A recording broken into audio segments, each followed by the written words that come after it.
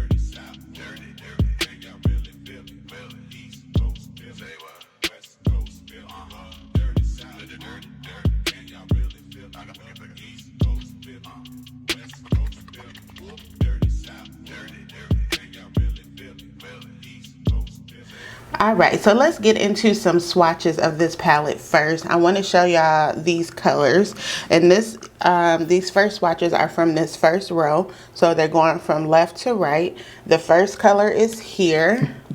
Can y'all see that? I did that bad. The shimmer here, then here, then here, then here. So this is the first row. And this shimmer is more like a champagne. It's a true champagne. This could be, in my opinion, a little darker. And this is the shade, oh Lord, I don't have my glasses either. Rattan, R-A-T-T-A-N. I don't have my glasses, I'm sorry. The other one, the pink one, is called Bikini. And the other one is called Cool Off. This is the Cool Off shade right here. So those are really nice. I think this one could be a little bit deeper. If you have a deeper skin tone than me, this might be a little harder to get to show up on your skin, which Colourpop has a real issue with, getting their mattes or their browns to show up on their skin. So let's swatch the bottom row here, starting with the yellow. That's a nice yellow. This does have a lot of fallout on their matte shades. It has a lot of fallout. They're a bit powdery. So that's just something to keep in mind. And that's not a bad thing. Fallout is not a bad thing for a shadow. It's not at all. It just depends on how it blends. So this is the second row. And this is the second row. Right here. So you see that orange shade is called Bahama Mama. This shade right here, Bahama Mama. The second one is called Limelight. The pink one is called Copa Cutie. And the yellow one is called Go Bananas. So this is Go Bananas. This is the second row of the palette. Second row right here. Then the last row, which has the most vivid colors, I'm going to wipe my fingers and I'm going to show y'all those swatches. Okay, so the last row of swatches is here. And like I said, this has quite a bit of fallout. So you can see on the bottom row, just from swatching it, how it fell out the pan a little bit. But the blue one is called Pool Party. The purple is called Cha Cha Cha. This purple one. This other one is called something shade, pillow shade. I need my glasses, I'm sorry. I'll list them down below. This one is something shade, and the other one is called Lake It Last. So these are the three down here. So those are very pigmented, especially these two right here in the middle, which is something that I really like about these shadows. So the swatches show it well on me. It blended out pretty good. As you can see, I did have to kind of go back in on my lid with the navy blue color and kind of blend it in, because when I opened my eyes, it kind of got lost in my crease a little bit. And I have pretty full lids. I don't have hidden lids, so I have a lot of space to work with. But I did just have to go back in and blend up here so that the shadow wouldn't like be patchy or anything like that. But overall, not bad. So how do I feel about the Cabana Club palette from Colourpop? Overall, I think it's a really good palette. I think it's fun. It has nice summer colors. I opted for this one instead of the Malibu Barbie. The Malibu Barbie, I think, had more blues and pink, but for me, this is a little bit more workable with the matte shades and stuff. I still may get that Malibu Barbie because I forget whose YouTube channel I saw, but she had a real pretty look with that Malibu Barbie on there, and I was like, oh, that's bomb. I still may get this, but as far as the Cabana Club palette goes, I think it is worth the $18. I think it's a nice color story. It's good for summer. I like how well the mattes perform and how well they show up. I did prime my eyes with my normal NYX eyeshadow primer, but that's nothing new. I do feel like, you know, the pink kind of showed up well mixed in with the purple, but I really like the navy. The navy is not as cool as I thought it would be, because to me, navy could go really, really bad or really, really good. It either has to be a vibrant blue or something in between for me, but I really do like this navy. So overall, I would say buy.